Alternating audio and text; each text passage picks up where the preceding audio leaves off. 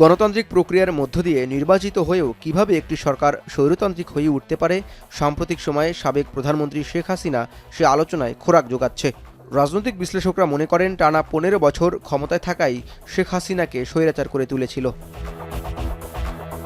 ২৪-এর অভ্যুত্থানে আওয়ামী লীগ পতন পরবর্তী সময় থেকে যখন টেকসই গণতান্ত্রিক ব্যবস্থায় ফিরে যেতে উদ্গ্রীব সকল শ্রেণী পেশার মানুষ ও রাজনৈতিক দল, সে সময়ে জাতীয় ঐকমত্য কমিশন রাজধানীর ফরেন সার্ভিস একাডেমিতে দ্বিতীয় দফায় ৫ম দিনের বৈঠকে আলোচনা তোলে একজন ব্যক্তি কতবার প্রধানমন্ত্রী পদে থাকতে পারবেন তা নিয়ে। দুবারের বেশি কেউ প্রধানমন্ত্রী হতে পারবে না আলোচনা ছাপিয়ে দলগুলোর পক্ষ থেকে নতুন প্রস্তাব আসে, জীবদ্দশায় কোনো ব্যক্তি ১০ বছরের বেশি প্রধানমন্ত্রী হিসেবে দায়িত্ব পালন করতে পারবেন না। জামায়াত, এনসিপি, গণসংহতি সহ অধিকাংশ দল এই প্রস্তাবনায় একমত পোষণ করে। বিশ্বমানের থার্মিক্স রড, সালাম স্টিল থার্মিক্স, দেশের একমাত্র থার্মিক্স রড। অধিকাংশ রাজনৈতিক দল এক ব্যক্তি সর্বোচ্চ ১০ বছর এক জীবনে প্রধানমন্ত্রীর দায়িত্ব পালন করতে পারবেন, সেই রকম একটা বিষয়ে ঐকমত্য হয়েছে। আমাদের ন্যাশনাল সিটিজেন পার্টির পক্ষ থেকে আমাদের প্রস্তাবনা ছিল যে একজন ব্যক্তি ২ বার শপথ নিতে পারবে। এই জায়গায় আমরা সীমা নির্ধারণ করার কথা বলেছিলাম, কিন্তু যদি ঐকমত্যের স্বার্থে সবাই সর্বোচ্চ ১০ বছর বলে বা সময় নির্ধারণের ক্ষেত্রে আমাদের সেটা ফ্লেক্সিবল থাকবে। যখনই আমরা মেয়াদ বলেছিলাম, প্রায় সকলের সাথে বিরতি হয়েছিল ১৫ বছর মত বিনিময় ১৫ মিনিট আমরা এটা আলোচনা করেছি। যখন এ নিয়ে বিতর্ক হচ্ছিল তখন আমি প্রস্তাব করেছিলাম যে এটা ১০ বছর হোক, তাহলে আর মেয়াদ বারের যে ব্যাখ্যার যে পার্থক্যটা এটা যেন না থাকে। এ নিয়ে দ্বিমত দেখা গেল বিএনপি সহ ৩টি দলের। বিএনপির স্থায়ী কমিটির সদস্য সালাউদ্দিন আহমেদ বলেন, সংস্কার নিয়ে ঐক্যমত্য পৌঁছাতে না পারলে মানুষ রাজনীতিবিদদের উপর আস্থা হারাবে। জাতীয় ঐক্যমত্য কমিশন প্রচণ্ড চেষ্টা করছে, কিন্তু এখনও সেই জায়গায় আমরা আসতে পারছি না। আমার আজকেও আহ্বান থাকবে মিনিমাম একটা জায়গায় যাতে আমরা ঐক্যমত্য সৃষ্টি করতে পারি এবং সেটা জাতিকে আমরা দেখাতে পারি, তাহলে রাজনীতিবিদদের উপরে আস্থাটা বাড়বে। মধ্যাহ্নভোজের পর আলোচনা শুরু হয় সংবিধানের মূলনীতি নিয়ে। ৭২-এর সংবিধানের ৪টি মূলনীতির মধ্যে শুধুমাত্র গণতন্ত্র ছাড়া বাকিগুলো বাতিলের পক্ষে অধিকাংশ দল।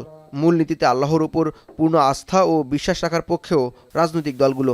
সাম্য, মানবিক মর্যাদা, সামাজিক সুবিচারের পাশাপাশি গণতন্ত্র এবং ধর্মীয় সম্প্রীতিকে ইনক্লুড করা, যেহেতু ধর্মনিরপেক্ষতা কিংবা ধর্মীয় স্বাধীনতা এগুলো নিয়ে নানান ধরনের একটা মতানৈক্য তৈরি হচ্ছে, সেখানে আমরা ধর্মীয় সম্প্রীতির কথা আমাদের দলের জায়গা থেকে বলেছি। এক্ষেত্রে ধর্মনিরপেক্ষতার পরবর্তী বদলে যদি অন্য কোনো শব্দ এখানে আনা হয় কিংবা অন্য কোনো মূলনীতির ব্যাপারে আমরা এখানে ওপেন আছি, কিন্তু আমাদের মূল পয়েন্ট হচ্ছে ৪টি মূলনীতি ৭২-এর এগুলো বাদ দিতে হবে। যেখানে বিসমিল্লাহির রহমানির রহিম ছিল, আল্লাহর উপরে বিশ্বাস এবং পূর্ণ আস্থা এগুলা ছিল, সেইটার সাথে এই নতুন ৪টি পয়েন্ট এখানে যোগ করার ব্যাপারে, প্রতিস্থাপন করার ব্যাপারে আমরা একমত হয়েছি। আমরা চাই পঞ্চম সংশোধনীতে যেভাবে মূলনীতিটা উল্লেখ আছে, অর্থাৎ পঞ্চদশ সংশোধনীর পূর্বের অবস্থা, সেই জায়গায় আমরা বহাল থাকতে চাই এবং সেখানে আল্লাহর উপর আস্থা বিশ্বাস আছে, সেখানে ধর্মনিরপেক্ষতা নাই, এই বিষয়গুলো আমরা ক্লিয়ার করেছি।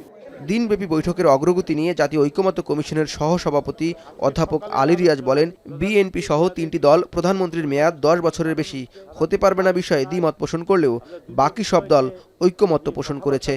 একই ব্যক্তি ১০ বছরের বেশি থাকতে পারবেন না, এই রকম একটা জায়গায় আসার পরে আমরা কিন্তু এখনো ঐকমত্যে পৌঁছনি। আপনারা এইভাবে লক্ষ্য করুন যে এই আলোচনার পরিপ্রেক্ষিতে ৩টি দলের পক্ষ থেকে বলা হয়েছে যে বিষয়টি নিয়ে তারা পুনর্বিবেচনা করবেন, তারা এই জায়গাটাতে কিছুটা ভিন্ন মত পোষণ করেন এবং তারা তাদের নীতি নির্ধারকদের সাথে গিয়ে আলাপ আলোচনার মাধ্যমে ফেরত আসবেন। চলমান সংস্কার আলোচনায় দ্বিমতের বিষয়গুলো নিয়ে দলগুলোকে তাদের দলীয় ফোরামে আলোচনার সুযোগ করে দিতে আগামী ২ দিন বিরতি দিয়ে পুনরায় ঐকমত্যে পৌঁছাতে বৈঠকে বসবে কমিশন। জাওয়াদ মাহমুদ, এখন, ঢাকা।